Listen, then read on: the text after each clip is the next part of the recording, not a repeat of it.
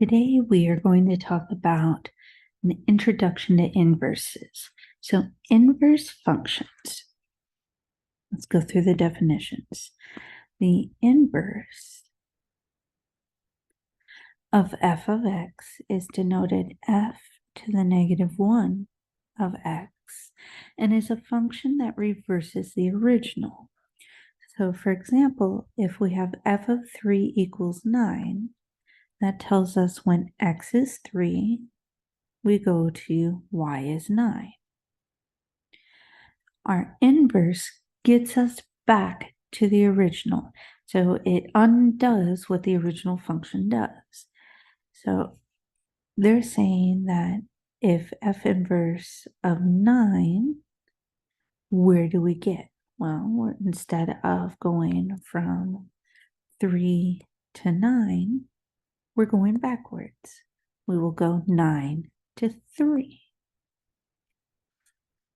So the inverse switches our x and y.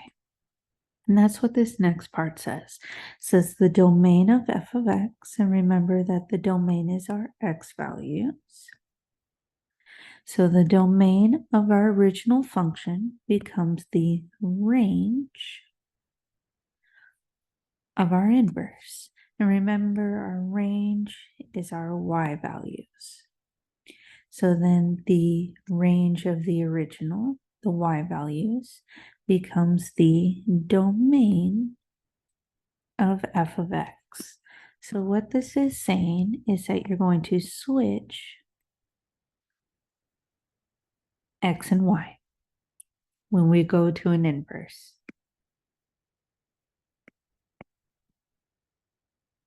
So when you're doing or taking an inverse.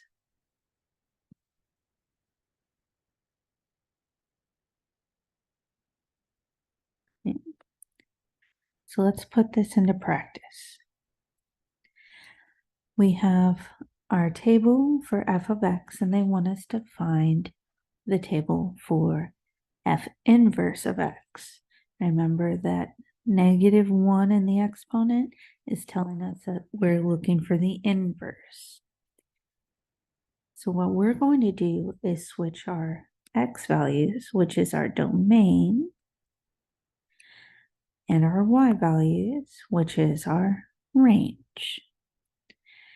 So f inverse of x, we're going to flip-flop. 1, 3 becomes 3, 1. 4, 5 becomes 5, 4. 7, 9 becomes 9, 7. And 13, 12 becomes 12, 13. We are literally just flip-flopping the x and y values. But there's a trick. This inverse thing doesn't work for everybody. For a function to have an inverse, the function must be what we call 1 to 1. Okay? Now, 1 to 1 functions, they have two requirements. The first, each x value must only appear once, which you know that means that it has to pass the vertical line test. We've already done that. Okay, so each x value only gets to show up once. He can't have two different y values. But on top of that, after you pass the vertical line test, we're putting a restriction not only on the x's, but on the y's. Each y value must only appear once, which means it must pass the horizontal line test.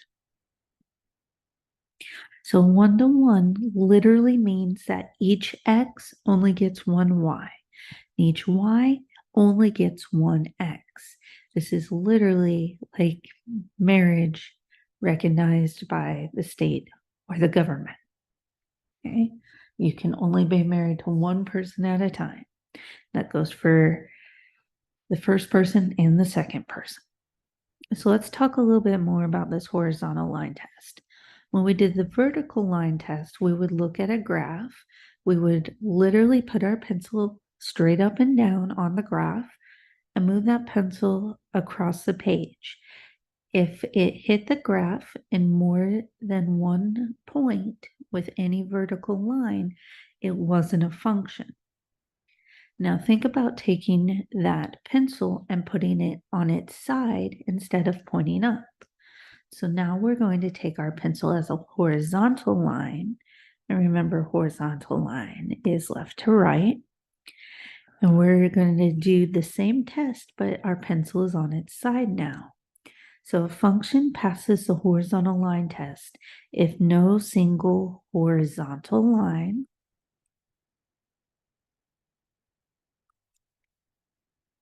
touches the graph at more than one point. So 1-to-1, you not only have to be a function and pass the vertical line test, you have to pass the horizontal line test.